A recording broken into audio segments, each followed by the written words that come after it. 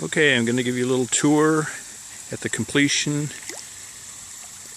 of the Big Dig project at the O'Brien Pond. As you can see, the koi are back at home again after spending, I guess a couple of months in the upper pond up there. So obviously, they're pretty happy to be home again. And as you can see, I don't know if you can see it down there, but you can see the two bottom drain caps. Water is very, very clear. Usually it takes a week, sometimes weeks to get the clarity. It's never been this clear, and it's only been a few days after getting the fish back home again and adding it in. So, as you can see, all the rock work is back in place again. And let me get my shadow out of the way. And all the way around. And you can see too that I've even cleaned up the walkway. It's been a while, a few years, since I've actually had new stone dust put in. So I actually vacuumed out all the debris and the sand between the stones and put fresh stuff in there. So let me go up to the other side, show you what it looks like from up there. So as you can see here, rock work looks really nice.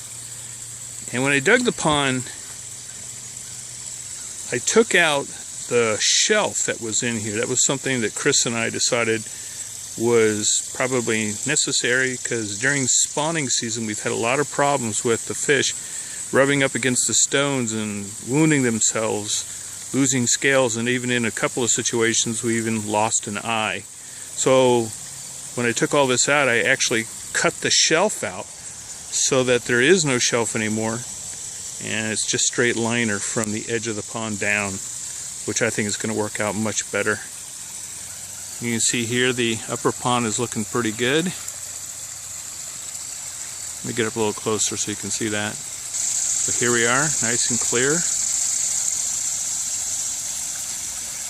Show you the bridge now. Here we are. So the water still overflows and into the stream. And as you can also see,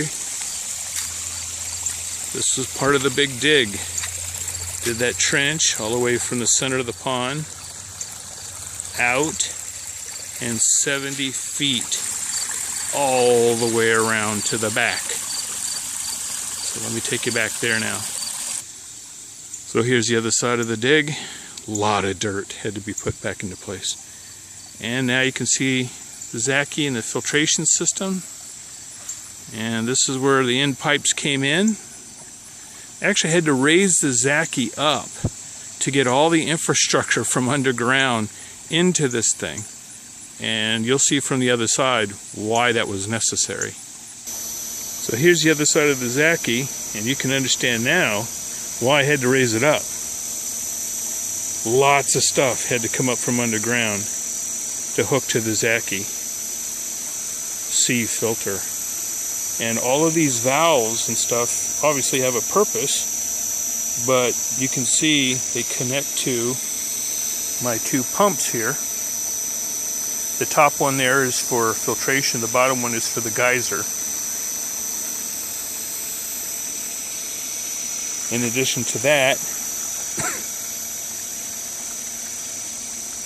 I had to also put in a valve for the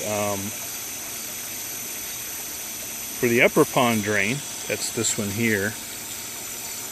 And then for the skimmer, which is this one here. And the skimmer goes down. It has a separate line that goes all the way around. I actually had to move the skimmer line as well. I'll show you that in a minute. But everything else is pretty much the same. Got the bead filter, got the UV light, got the Waterco Cyclone, and I got the Ultima 2 sinking bed filter, and then of course the waterfall box.